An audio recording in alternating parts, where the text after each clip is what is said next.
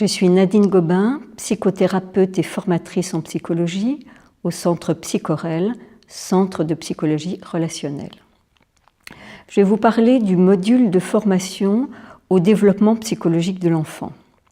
C'est un module qui s'étale sur une année à raison de 6 week-ends dans l'année.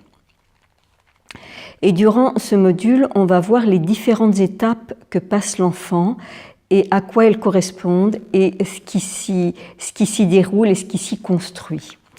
Donc au départ, nous regarderons le tout petit bébé qui vient de naître et puis qui a quelques mois, et nous nous attacherons particulièrement à regarder la dynamique de la pulsion d'attachement. Un bébé naît avec cet instinct, cet inné qui le pousse à s'attacher à quelqu'un. Et c'est extrêmement précieux à comprendre pour répondre de façon adéquate à cette pulsion. Nous regarderons également la manière dont les processus identificatoires se mettent en place, c'est-à-dire les processus par lesquels l'enfant va commencer à construire sa propre identité, le sens de « je », de « moi ». Voilà, ça c'est important. La deuxième chose qu'on verra, c'est un moment très précis qu'on appelle la position dépressive, c'est-à-dire le moment où l'enfant, vers 6 mois environ, prend conscience du fait qu'il est un individu véritablement distinct et séparé de l'autre. Donc c'est le début d'une petite autonomie, enfin d'une première autonomie si on peut dire, et en même temps c'est aussi un passage qui peut être angoissant pour l'enfant, et qui l'est en général, qui est source d'inquiétude, et qu'il est vraiment utile de connaître et d'accompagner de manière adéquate.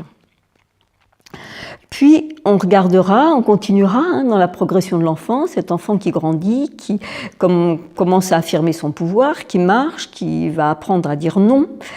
Et on regardera ce que c'est que cet enjeu de l'enfant qui a trouvé sa propre autonomie et qui la trouve justement vis-à-vis de l'autre, donc des fois contre l'autre. Et qu'est-ce que c'est que le non, qu'est-ce que c'est que l'opposition, et comment on peut s'adapter à ce non de manière à l'entendre suffisamment et jusqu'à une certaine limite.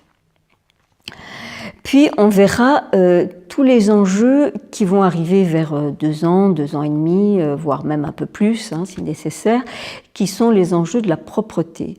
Du moment où l'enfant va avoir à apprendre qu'il fait ses besoins, non pas où il veut, quand il veut et comme il veut, mais dans des endroits précis que sont les WC et le pot.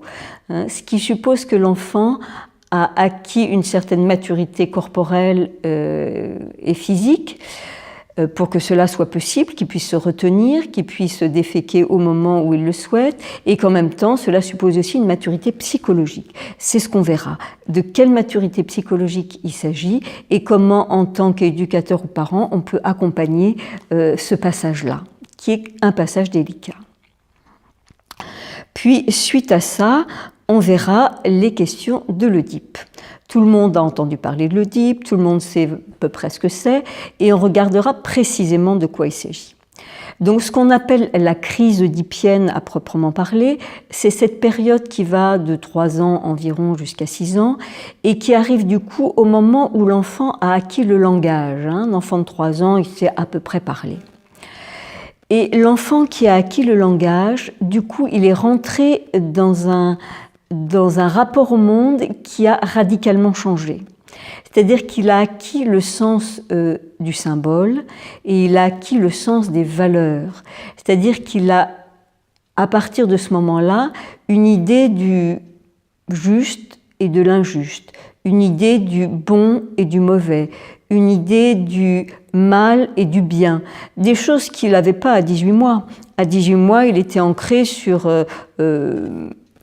l'expérience immédiate du plaisir, des plaisirs, bon, mauvais, mais en termes de plaisir, des plaisirs, pas en termes moraux.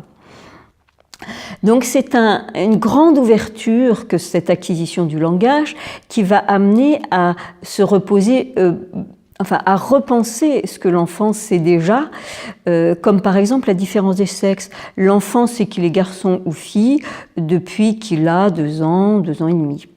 Mais au moment de l'Oedipe, il y a quelque chose qui va se reconfronter à cette question-là avec le « et alors donc, qu'est-ce que ça veut dire d'être garçon ou fille et qu'est-ce que ça a comme incidence dans ma relation à l'autre et dans mon devenir d'homme ou de femme ?» Donc c'est pas rien. C'est aussi une période où l'enfant va comprendre les enjeux de vie et de mort, qu'est-ce que c'est que la vie et la mort, les différences de génération. Il va acquérir beaucoup de notions qui étaient inaccessibles pour lui avant. Donc c'est une période extrêmement importante que nous regarderons en détail. Puis nous regarderons ce que c'est que la latence, cette période où l'enfant va se tourner, va avoir la disponibilité de se tourner plus vers le savoir, l'époque où il rentre à l'école primaire, où il a 6 ans, 7 ans, et va commencer à pouvoir s'intéresser à des notions abstraites comme le savoir, l'histoire, la science, des choses comme ça qui vont commencer à l'intéresser. Puis après, nous verrons la puberté et l'adolescence qui va suivre, et qui est une période complexe, compliquée et difficile, autant pour les parents que pour les enfants. Elle remet en cause toute la dimension oedipienne et de la différence des sexes, par le fait même que l'adolescent a alors accès à c'est une transformation corporelle, il s'est transformé et il a accès à une sexualité concrète. Ce qui fait beaucoup de chamboulements, il va vers l'âge adulte, voilà, ça fait beaucoup de chamboulements concernant l'autonomie, concernant la dépendance, et c'est une période pas simple qu'il est important de connaître. Voilà, donc nous nous intéresserons beaucoup à l'adolescence. Voilà pour ce qui va concerner toute la connaissance des grandes étapes cruciales de l'enfance, et qui vont nous permettre par la suite de comprendre mieux ce qui se passe pour l'adulte. Voilà. Et c'est ce qui se passe pour l'adulte, nous le verrons dans les sessions suivantes, dans les modules suivants. Et pour ceux que ça intéresse, je vous invite à aller regarder notre site.